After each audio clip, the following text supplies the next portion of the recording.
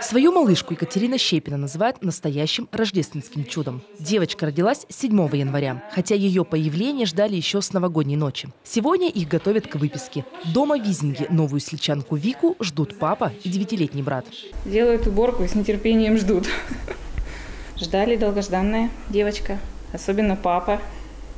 Эти январские каникулы отработали в штатном режиме, говорят в Комреспубликанском перинатальном центре. За первые дни 18-го на свет появилось больше 60 малышей. В 13 случаях приходилось подключать операционную бригаду. Уже сегодня после кесарево сечения и мамы и их чада чувствуют себя хорошо.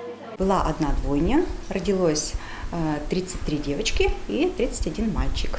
В последнее время чаще рожают повторно родящие женщины. Примерно 2/3 женщин это уже были повторные роды, 1/3 это первородящие женщины.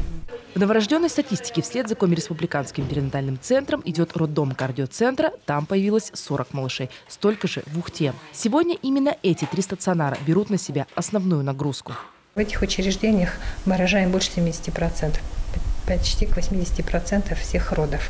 Это нам приносит положительные результаты, то есть достаточно низкий показатель младенческой смертности. В прошлом году не было случаев материнской смертности, поэтому я думаю, что этот год мы закончили неплохо, если не считать, что количество родов снижается. В среднем рождаемость в прошлом году упала на 13%, и ситуация вряд ли сильно поменяется. Здесь доктора надеются не только на новые меры господдержки, но и на медицинские инновационные технологии. В первую очередь экстракорпоральное оплодотворение. В 2018-м планируют провести минимум 600 бесплатных процедур. По статистике, каждая 3-я заканчивается удачными родами. Виктория Палкина, Василий Янин, телеканал Юрган, Сыктывкар.